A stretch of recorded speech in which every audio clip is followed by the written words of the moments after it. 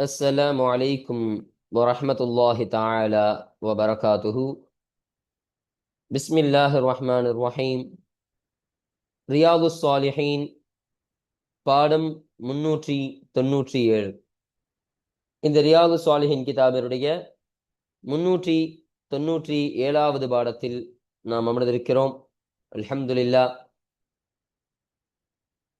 நம்முடைய ஜாமியா ரகீப் எஜுகேஷனல் ட்ரஸ்டின் சார்பாக பல தீன் சம்பந்தப்பட்ட சேவைகளையும் பல துன்யா சம்பந்தப்பட்ட சேவைகளையும் நாம் செய்து கொண்டிருக்கிறோம்.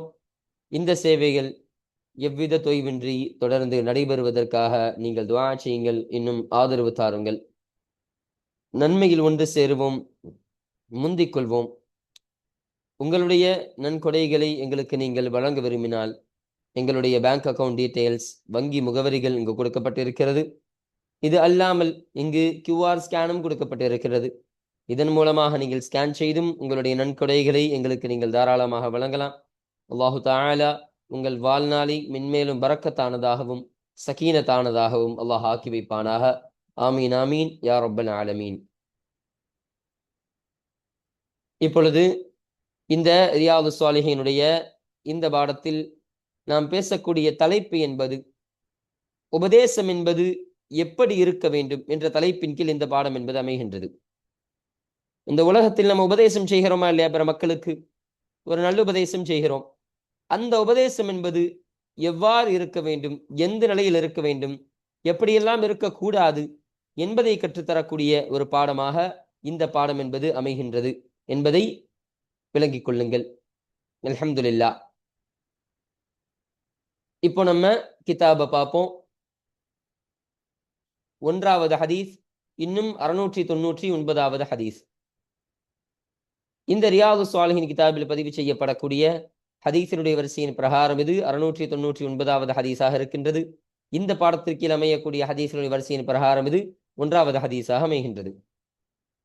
இந்த ஹதீஸில் சொல்லப்படக்கூடிய ஒரு கருத்து சுருக்கம் என்னவென்றால், சையதுனா ஷகீப் இப்னு சலமா என்று சொல்லப்படக்கூடியவர்கள் சொல்கிறார்கள், சையதுனா இப்னு மஸ்ஊத் ரலியல்லாஹு அன்ஹு அவர்கள், அதாவது அப்துல்லாஹ் இப்னு மஸ்ஊத் ரலியல்லாஹு அன்ஹு அவர்கள், அப்போ அவர்கள் ஒவ்வொரு வியாழக்கிழமையும் மக்களிடத்தில் எங்களுக்கு நல்லுபதேசம் வழங்கக்கூடியவர்களாக இருப்பார்கள்.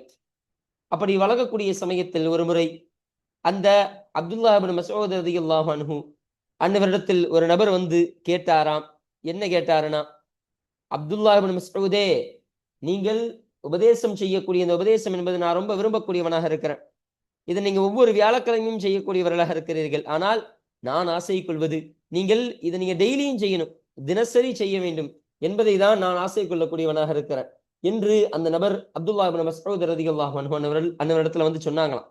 அப்ப சொன்ன உடனே அதற்கு இப்னு மஸ்ஊத் ரலியல்லாஹு அன்ஹு அன்னவர்கள் பதில் கொடுக்கிறார்கள், உங்களை எனக்கு நான் அப்படி செய்யாமல் இருக்க காரணம் என்னன்னு சொன்னா, உங்களை என்னுடைய உபதேசத்தை கொண்டு நான் சலிப்பாக்கிவிடக்கூடாது. அதாவது உங்களுக்கு சலிக்கும் அளவிற்கு நான் உபதேசம் செய்வதை நான் விரும்பாதவனாக இருக்கிறேன். அப்போ சலிக்காத அளவுக்கு தான் நான் உபதேசம் செய்வதற்கு நான் விரும்புறேன். உங்களுக்கு சலிப்பை ஏற்படுத்தக்கூடிய உபதேசத்தை நான் விரும்புவது கிடையாது. அப்போ அந்த ஒரு காரியம்தான் என்னை தடுக்கக்கூடியதாக இருக்கின்றது. நான் நினைச்சா நான் டெய்லியும் உபதேசம் செய்ய முடியும், தினசரி செய்ய முடியும். ஆனால் அது உங்களுக்கு சலிப்பை ஏற்படுத்தக்கூடியதாக இருக்கும். அதனால்தான் நான் வாரத்திற்கு ஒரு முறை என்று வைத்து உபதேசம் செய்யக்கூடியவனாக இருக்கிறேன். அது மட்டும் கிடையாது, இன்னும் சொல்கிறார்கள், ஸல்லல்லாஹு அலைஹி வஸல்லம் அவர்கள் எங்களுக்கு மத்தியில் அவர்கள் உபதேசம் செய்யும் பொழுதும் கூட அவர்கள் இதை கடைபிடிக்கக்கூடியவர்களாக இருப்பார்கள். எப்படி? எங்களுக்கு மத்தியில் அந்த சூழ்நிலைகளை விரிந்து எவ்வாறு உபதேசம் செய்ய வேண்டுமோ, எப்படி உபதேசம் செய்ய வேண்டுமோ, எந்த நேரத்தில் செய்ய வேண்டுமோ அந்த நேரத்தை பொறுத்து அவர்கள் அருமையான உபதேசம் செய்யக்கூடியவர்களாக இருப்பார்கள். அப்ப அதை பின்பற்றி தான் நானும் அவர்களை போலவே இப்படி வாரத்திற்கு ஒரு முறை என்று உபதேசம் செய்யக்கூடியவனாக இருக்கிறேன் என்று அப்துல்லாஹ் இப்னு மஸ்ஊத் ரலியல்லாஹு அன்ஹு அன்னவர்கள் கற்றுத்தரக்கூடிய ஒரு ஹதீஸாக இந்த ஹதீஸ் என்பது அமையக்கூடியதாக இருக்கின்றது. இப்போ இந்த ஹதீஸிற்கான தர்ஜுமாவை நம்ம பார்ப்போம் வாங்க. அன் அபி வாயிலின் ஷகீக் இப்னு சலமத, அதாவது அபு வாயில் என்று சொல்லப்படக்கூடிய சலமா என்பவருடைய மகனான ஷகீக் என்பவர்களை தொட்டும் அறிவிக்கப்படக்கூடிய ஹதீஸாக இந்த ஹதீஸ் என்பது அமையக்கூடியதாக இருக்கிறது என்று சொல்லித் தருகிறார்கள். கால, அந்த ஷகீக் என்பவர்கள் சொல்கிறார்கள், கான் அப்னு மஸ்ஊதின் ரலியல்லாஹு அன்ஹு, மஸ்ஊத் என்பவருடைய மகன், அதாவது அப்துல்லாஹ் இப்னு மஸ்ஊத் ரலியல்லாஹு அன்ஹு அன்னவர்கள் ஆகியிருந்தார்கள், யுதக்கிருனா எங்களுக்கு உபதேசம் செய்பவர்களாக ஆகியிருந்தார்கள், ஃபீ குல்லி ஹமீஸின் ஒவ்வொரு வியாழக்கிழமையிலும் அவர்கள் எங்களுக்கு உபதேசம் செய்யக்கூடியவர்களாக ஆகியிருந்தார்கள் என்று சொல்லித் தருகிறார்கள். அப்போ இப்படி உபதேசம் செய்யக்கூடிய சமயத்தில் ஃபகால லஹு ரஜுலுன், அப்பொழுது ஒரு மனிதர் அந்த அப்துல்லாஹ் இப்னு மஸ்ஊத் ரலியல்லாஹு அன்ஹு அன்னவரிடத்தில் வந்து கேட்டார், அன்னவரிடத்தில் கேட்டார், யா அபா அப்துர் ரஹ்மானி, அபு அப்துர் ரஹ்மானே, அப்துர் ரஹ்மானுடைய தந்தையே.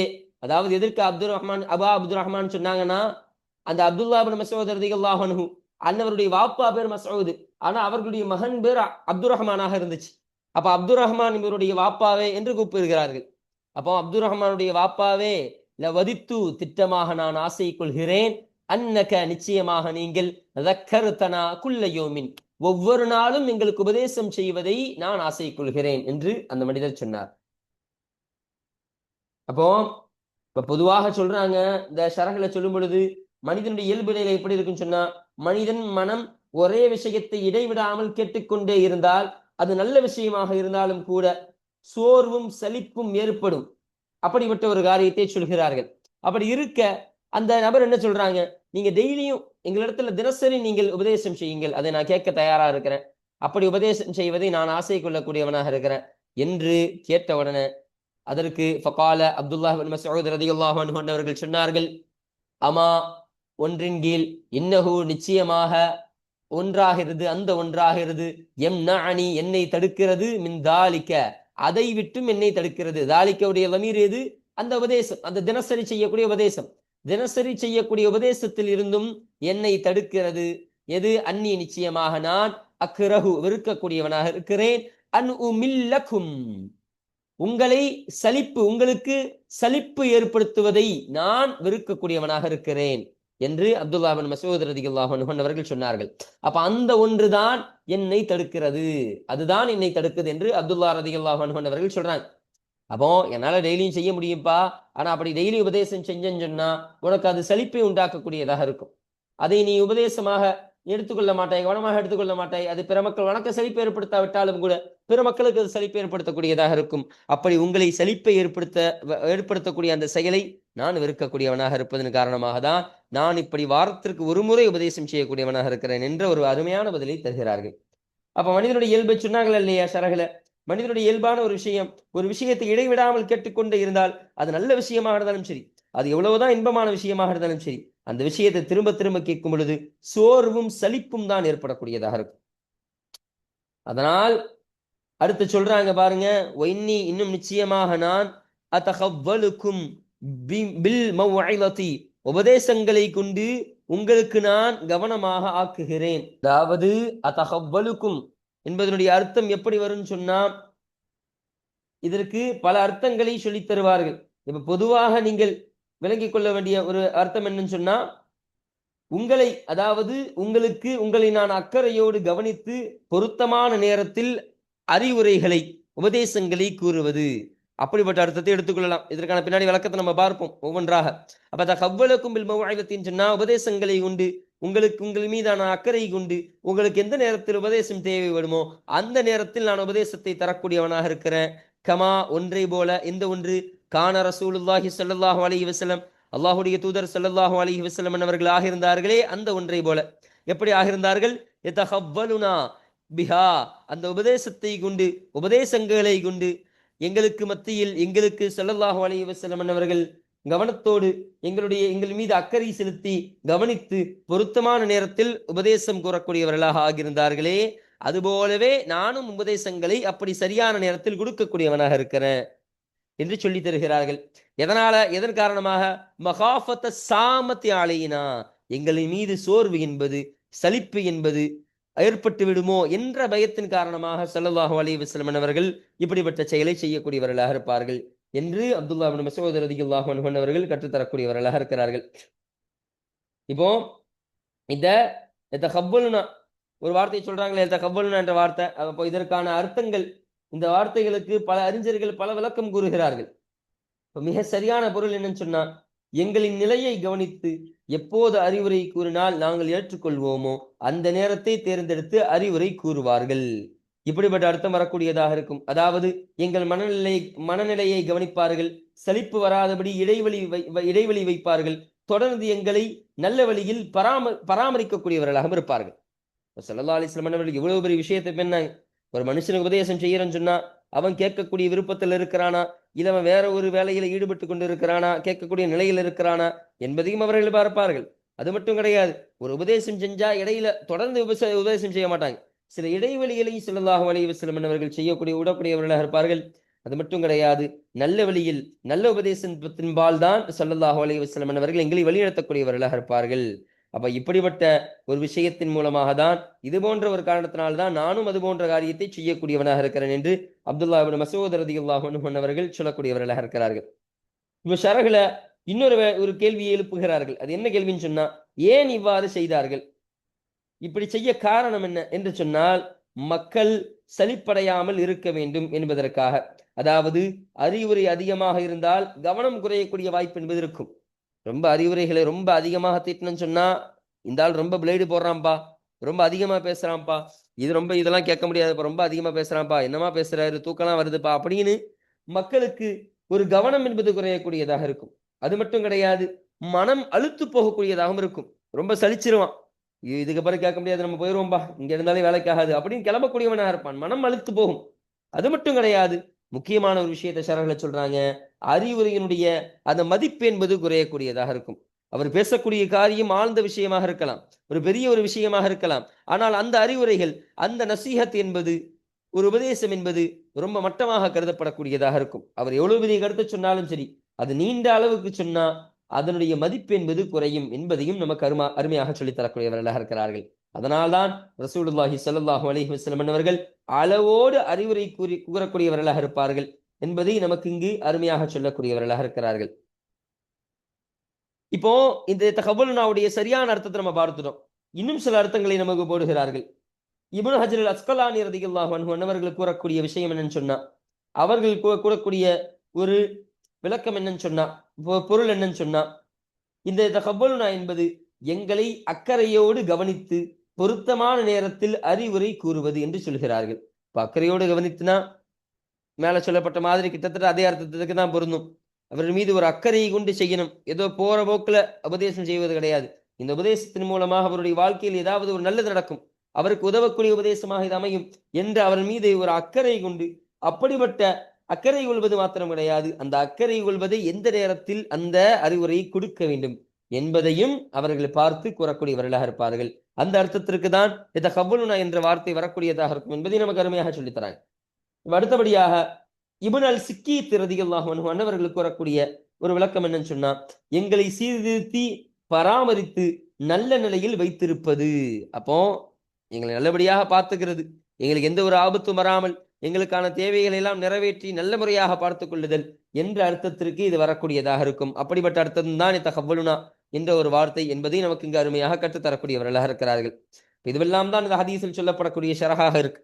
இப்ப இந்த ஹதீஸ்ல இருந்து பெறப்படக்கூடிய பாடம் என்னன்னு சொன்னா, அறிவுரை என்பது அளவோடு இருக்க வேண்டும் என்ற ஒரு பாடத்தை கற்றுக்கொள்ளலாம். அது மட்டும் கிடையாது, மக்களின் மனநிலையை கருத்தில் கொண்டு பேச வேண்டும். சாதாரணமா அப்படி பேசிடக்கூடாது, மக்களுடைய மனநிலையை கருதி பேச வேண்டும். அடுத்து அதிகமாக சொன்னால் நல்ல அறிவுரையும் சலிப்பை ஏற்படுத்தக்கூடிய வாய்ப்பு இருக்கின்றது என்பதை நமக்கு இதன் மூலமாக கற்றுக்கொள்ள முடிகிறது. ரசூலுல்லாஹி ஸல்லல்லாஹு அலைஹி வஸல்லம் அவருடைய கல்வி முறை மிகவும் நுட்பமானதாக இருக்கின்றது. ஒரு ஆசிரியர், ஒரு பேச்சாளர் அல்லது ஒரு தாவா செய்யக்கூடிய மக்களின் ஆர்வத்தை பாதுகாக்கும் வகையில் பாடம் நடத்த வேண்டும் என்பதை நமக்கு இது கற்றுத்தரக்கூடிய ஹதீஸாகவும் இந்த ஹதீஸ் என்பது வரக்கூடியதாக இருக்கின்றது என்பதை நமக்கு இதன் மூலம் விளங்கிக் கொள்ள முடிகிறது. அப்போ இந்த ஹதீஸ் நமக்கு ஒரு முக்கியமான கல்வி முறையை கற்றுத்தரக்கூடிய ஒரு பாடத்தை கற்றுத்தரக்கூடியதாக இருக்கின்றது.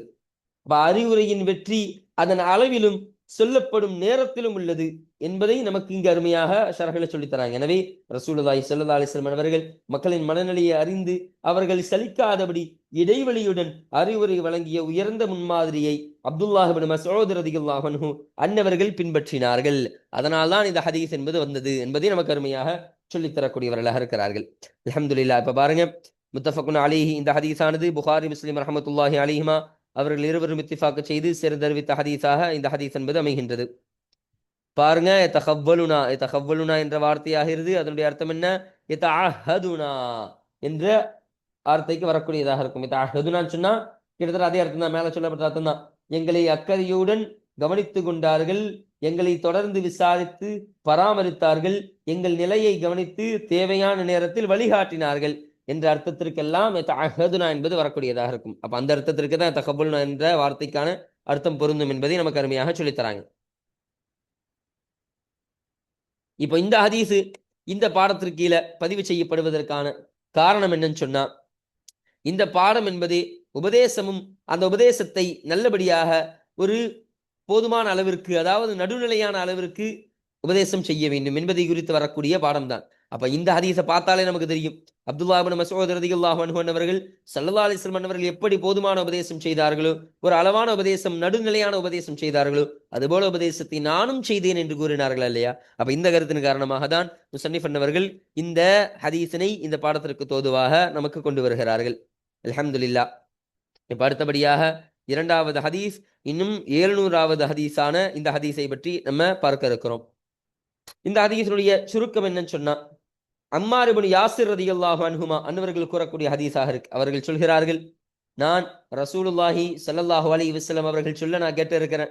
என்ன சொல்லுவாங்கன்னா, ஒரு மனிதன் தன்னுடைய தொழுகையை அவன் நீட்டிக் கொள்கிறான் என்று சொன்னால், இன்னும் ஒரு மனிதன் தன்னுடைய சொற்பொழிவை, அவன் பேசக்கூடிய அந்த பேச்சாற்றலை அவன் குறைத்துக் கொள்கிறான் என்று சொன்னால், அது அந்த மனிதனுடைய விளக்கஸ்தான், அதாவது அந்த மனிதனுடைய அறிவு, அந்த மனிதனுடைய பக்குவம் என்பது பக்குவத்தினுடைய வெற்றியினுடைய ஒரு அடையாளமாக இருக்கின்றது. அந்த மனிதன் நல்ல ஒரு மார்க்க கல்வியினுடைய பற்றில் அவன் இருக்கிறான், நல்ல பக்குவத்தில் இருக்கிறான் என்பதற்கான அடையாளம் தான் இந்த இரண்டு செயலும் என்று ஸல்லல்லாஹு அலைஹி வஸல்லம் அவர்கள் சொல்ல நான் கேட்டு இருக்கிறேன்.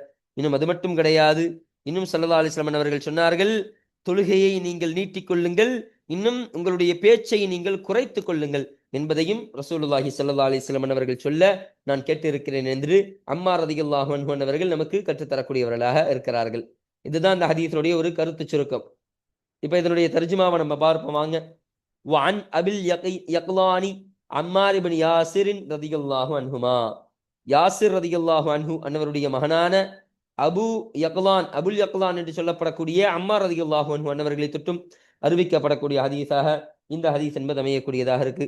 கால அவர்கள் சொன்னார்கள், சமிஅத்து ரசூலுல்லாஹி ஸல்லல்லாஹு அலைஹி வஸல்லம், அல்லாஹ்வுடைய தூதர் ஸல்லல்லாஹு அலைஹி வஸல்லம் அவரிடமிருந்து நான் செவியுற்றுள்ளேன். யகூலு ஸல்லல்லாஹு அலைஹி வஸல்லம் அவர்கள் சொல்வார்கள், இன்ன தூல ஸலாத்து ரஜுலி, நிச்சயமாக ஒரு மனிதன் தன்னுடைய தொழுகையை அவன் நீட்டிக் கொள்வதும் வ கைஸர ஹுதுபதிஹி, இன்னும் அந்த மனிதன் தன்னுடைய பேச்சை அவன் குறைத்துக் கொள்வதும், இந்த இரண்டு செயலும் மஇன்னத்தும் மின் ஃபிக்ஹி, தன்னுடைய அந்த அறிவாற்றல், அந்த அறிவினுடைய ஒரு அறிவிலிருந்தும் ஒரு அறிகுறியாக, ஒரு அடையாளமாக இந்த இரண்டு செயலும் திகழக்கூடியதாக இருக்கின்றது என்று ஸல்லல்லாஹு அலைஹி வஸல்லம் அவர்கள் சொல்லக்கூடியவர்களாக இருந்தார்கள். அப்போ இந்த தூல ஸலாத்து ரஜுலி, ஒரு மனிதனுடைய தொழுகையை நீட்டிக் கொள்ளுதல் என்று சொன்னார்கள். அப்போ இங்க நீளமான தொழுகை என்பது குதுபாவை விட தொழுகை நீளமாக இருக்க வேண்டும் என்பதை தான் குறிக்கக்கூடிய ஒரு பொருள்.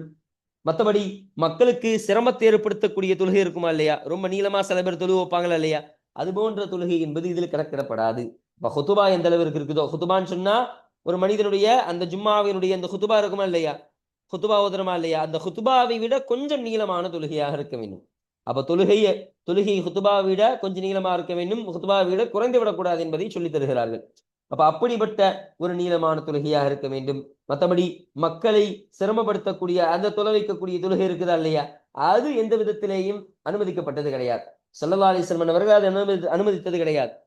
இமாமத்தில் நிற்பவர்கள் உங்களுக்கு பின்னால் இருக்கக்கூடிய மஅ்மூம்களுக்கு எந்த ஒரு சிரமத்தை ஏற்படுத்தாத விதத்தில் நீங்கள் இமாமத்து செய்யுங்கள் என்றுதான் ஸல்லல்லாஹு அலைஹி வஸல்லம் அவர்கள் கற்றுத்தரக்கூடியவர்களாக கற்றுத்தந்திருக்கிறார்கள். அப்போ இந்த ஹதீஸு அந்த ஹதீஸிற்கு மாற்றமான கருத்தை கொண்டது கிடையாது என்பதை நமக்கு இங்கு தெளிவுபடுத்தினாங்க. அப்ப மக்களுக்கு தொலை வைக்கும் பொழுது இலகுவாக நீங்கள் தொலை வையுங்கள் என்றுதான் ஸல்லல்லாஹு அலைஹி வஸல்லம் அவர்கள் ஹதீஸுகள்ல சொல்லக்கூடியவர்களாக இருக்கிறார்கள் என்ற ஒரு விளக்கத்தை அருமையாக தராங்க. அடுத்து பாருங்க, இன்னும் ஹுதுபாவினுடைய இந்த ஹுதுபத் இருக்குதா இல்லையா, இந்த ஹுதுபாவினுடைய நோக்கம் என்பது முன்னால் சொல்லப்பட்ட அந்த ஜுமாவினுடைய ஹுதுபா நோக்கம் கிடையாது. இது ஒரு மனிதனுடைய பயான், ஒரு மனிதனுடைய பேச்சு இருக்குதா இல்லையா, ஒரு மனிதனுடைய பேச்சும் அந்த பேசக்கூடிய அந்த பேச்சு அந்த சொற்பொழிவு அதை உணர்த்தக்கூடியதாக இருக்கும். அதாவது குதுபாவினுடைய நோக்கம், அதாவது அந்த பேச்சாற்றினுடைய நோக்கம் மக்களுக்கு நினைவூட்டுதல்.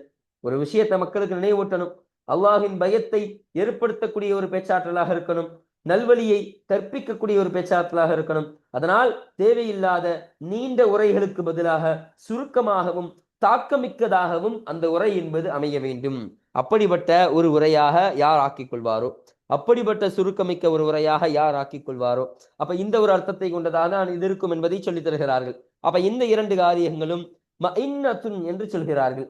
மஇன்னத்துன் சொன்னா அடையாளம், அறிகுறி, சான்று, அப்படியெல்லாம் சொல்லலாம்.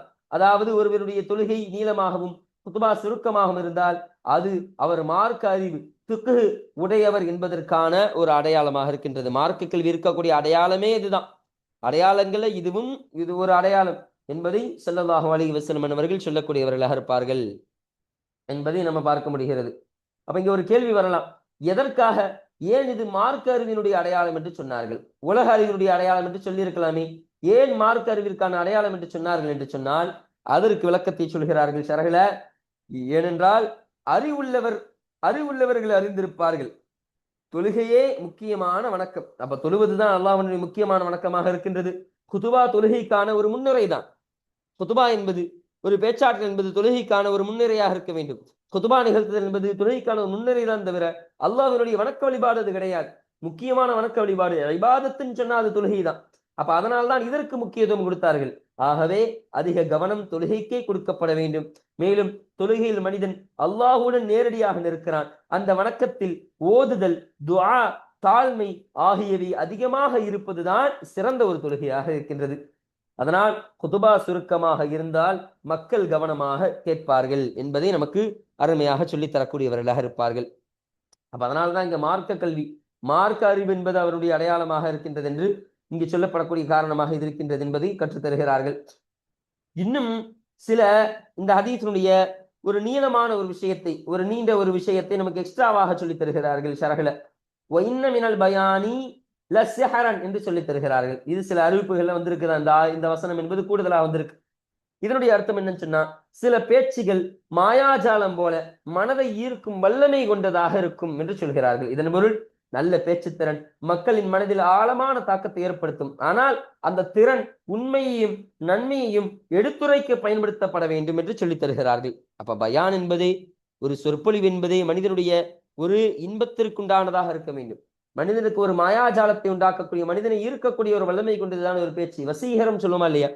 வசீகரமான பேச்சாக தான் அந்த பேச்சு என்பது இருக்க வேண்டும். அது மனிதனுடைய ஆழமான மனதில் ஆழமான தாக்கத்தை ஏற்படுத்தக்கூடியதாக இருக்கும். இன்னும் முக்கியமான காரியம், அது உண்மையையும் நன்மையும் தான் எடுத்துரைக்கக்கூடியதாக இருக்க வேண்டுமே தவிர அது கெட்ட ஒரு காரியத்தை, தீங்கான ஒரு காரியத்தை எந்த விதத்திலையும் போதிக்கக்கூடிய ஒரு உரையாக அமைந்து விடக்கூடாது என்பதை நமக்கு இங்கு அருமையாக சொல்லித் தரக்கூடியவர்களாக இருக்கிறார்கள். அதுதான் ரசூலுல்லாஹி ஸல்லல்லாஹு அலைஹி வஸல்லம் அவர்கள் சொன்னார்கள், ஃபாத்திலு ஸலாத்த, தொழுகையை நீங்கள் நீட்டிக் கொள்ளுங்கள். தொழுகையை நீட்டிக் கொள்ளுங்கள்னா எந்த தொழுகை? குத்துபாவை விட நீங்கள் தொழுகையை நீட்டிக் கொள்ளுங்கள் என்று சொன்னார்கள். வாக்கசுருல் குத்துபத்த, இன்னும் குத்துபாவை நீங்கள் குறைத்துக் கொள்ளுங்கள். எதை விட? தொழுகையை விட குத்துபாவை குறைத்துக் கொள்ளுங்கள் என்று ஸல்லல்லாஹு அலைஹி வஸல்லம் அவர்கள் சொல்லக்கூடிய ஹதீஸாக இந்த ஹதீஸ் என்பது அமையக்கூடியதாக இருக்கின்றது என்று நமக்கு சொல்லித் தராங்க. இந்த ஹதீஸ்ல இருந்து பெறப்படக்கூடிய படிப்பினைகள் என்னன்னு சொன்னா, ஜுமா குத்துபா தேவையற்ற அளவு நீளமாக இருக்கக்கூடாது என்பதை கற்றுக்கொள்ள முடிகிறது. அது மட்டும் கிடையாது, தொழுகைக்கு உரிய முக்கியத்துவத்தை நம்ம கொடுக்க வேண்டும். சுருக்கமான, தெளிவான, பயனுள்ள அறிவுரை நீண்ட உரையை விட அது ஒரு சிறந்த உரையாக அமையக்கூடியதாக இருக்கும் என்பதையும் கற்க முடிகிறது. அது மட்டும் கிடையாது, மார்க்க அறிவுள்ளவர் மக்களின் நிலைமையையும் சிரமத்தையும் கருத்தில் கொண்டு வழிநடத்தக்கூடியவராகவும் இருப்பார். நல்ல பேச்சுத்திறன் ஒரு பெரிய அருள், ஒரு பெரிய வாக்கியமாக இருக்கு, பெரிய ரஹமத்தாக இருக்கிறது, ஞாமத்தாக இருக்குது. அதை நன்மைக்காக தான் பயன்படுத்த வேண்டும் என்ற ஒரு கருத்தையும் கற்பிக்கக்கூடிய ஹதீஸாக இந்த ஹதீஸ் என்பது அமைகின்றது என்பதை நமக்கு சொல்லித் தருகிறார்கள். அல்ஹம்துலில்லாஹ். பாருங்க, ரவாஹு முஸ்லிம், இந்த ஹதீஸனை முஸ்லிம் ரஹமத்துல்லாஹி அலைஹி அவர்கள் அறிவித்தார்கள். மஇன்னத்துன் என்ற வார்த்தையாகிறது பிமீமின் மஃப்தூஹத்தின், ஃபதஹ செய்யப்பட்ட மீமை கொண்டு இது வாசிக்கப்பட வேண்டும் என்று சொல்கிறார்கள். தும்ம பிறகு ஹம்சத்தின் மக்சூரத்தின், கசர செய்யப்பட்ட ஹம்சா கசர செய்திருக்காங்களா அதை வச்சு வாசிக்கணும்னு சொல்றாங்க. சும்ம நூனின் முஷத்ததத்தின், ஷத்து செய்யப்பட்ட நூனை கொண்டு மஇன்னத்துன், நூனுக்கு ஷத்து செஞ்சிருக்காங்களா அதுபோல வாசிக்க வேண்டும் என்று சொல்கிறார்கள். அப்ப இது மூன்றை கொண்டு வாசிக்க வேண்டும் மஇன்னத்துன் என்பதாக. அதாவது அலாமத்துன் ஒரு அடையாளமாக இருக்கும், தாலத்துன் அறிவிக்கக்கூடிய ஒரு அடையாளம், அலா ஃபிக்ஹிஹி அந்த மனிதரின் மார்க்க அறிவின் மீது அறிவிக்கக்கூடிய ஒரு அடையாளமாக இருக்கும். அப்படிப்பட்ட அர்த்தத்திற்கு தான் மஇன்னத்துன் என்பது வரக்கூடியதாக இருக்கும் என்பதை நமக்கு இங்கு அருமையாக கற்றுத்தருகிறார்கள். அல்ஹம்துலில்லாஹ். அப்ப இந்த ஹதீஸ் என்பது இந்த பாடத்திற்கு கீழ் அமைவதற்கான காரணம் என்ன? இந்த பாடம் உபதேசமும் அந்த உபதேசத்தை அளவாக ஒரு நடுநிலையாக வழங்க வேண்டும் என்ற கருத்தை வலியுறுத்தி வரக்கூடிய ஒரு பாடமாக ஹதீஸாக இருக்குதா இல்லையா? அப்ப இந்த ஹதீஸும் சொல்லப்படக்கூடிய கருத்து அதுதான். குத்துபாவை நீங்கள் உரைத்துக் கொள்ளுங்கள் என்று ஸல்லல்லாஹு அலைஹி வஸல்லம் சொன்னாங்க. நீங்க உரையாற்றும் பொழுது அந்த குத்துபா என்பதே ஒரு உரையாற்றுதல், ஒரு சொற்பொழிவு என்பதே ஒரு நசீஹத்து தான். அது ஒரு அறிவுரை, அது ஒரு உபதேசமாக இருக்கு. அந்த உபதேசத்தை நீங்கள் நீளமாக செய்யாதீர்கள், அதை குறைவாக நீங்கள் செய்யுங்கள், சுருக்கமான முறையில் ஆழமான முறையில் நீங்கள் செய்யுங்கள் என்ற ஒரு கருத்தை ஸல்லல்லாஹு அலைஹி வஸல்லம் அவர்கள் இந்த ஹதீஸின் மூலம் பதிவு செய்து தருகிறார்கள். இந்த ஒரு கருத்தின் காரணமாக தான் இந்த ஹதீஸனை முஸன்னிஃப் அவர்கள் இந்த பாடத்திற்கு தோதுவாக நமக்கு கொண்டு வந்திருக்கிறார்கள். அல்ஹம்துலில்லாஹ். அப்போ இதற்கு பின்னால் வரக்கூடிய இந்த மூன்றாவது ஹதீஸ் என்பது ரொம்ப நீண்ட ஒரு ஹதீஸாக இருப்பதன் காரணமாக இன்ஷா அல்லாஹ் அதை அடுத்த பாடத்திற்கீழ நம்ம பார்ப்போம். அப்ப இந்த பாடத்தில் இந்த 1வது ஹதீஸையும் இந்த 2வது ஹதீஸையும் முழுமையாக பார்த்து நம்ம இந்த பாடத்தை நிறைவு செய்து விட்டோம். அல்ஹம்துலில்லாஹ். இந்த ஹதீஸ்களில் இந்த பாடத்தில் படித்த அனைத்து காரியத்தையும் அமல் செய்யக்கூடிய தௌஃபீகை அல்லாஹு தஆலா உங்களுக்கும் எனக்கும் வழங்குவானாக, நம் அனைவர்களுக்கும் வழங்குவானாக. ஆமீன். இன்ஷா அல்லாஹ் அடுத்த பாடத்தில் இந்த 3வது ஹதீஸை குறித்த செய்திகள், அதனுடைய தர்ஜுமாக்கள், விளக்கங்கள் போன்ற அனைத்து விஷயங்களை பற்றியும் இன்ஷா அல்லாஹ் நம்ம அடுத்த பாடத்தில் நாம் பேசுவோம். வாஹிர் தஅவானா அல்ஹம்துலில்லாஹி ரப்பில் ஆலமீன். அஸ்ஸலாமு அலைக்கும் வரஹ்மத்துல்லாஹி தஆலா வபரகாத்துஹு.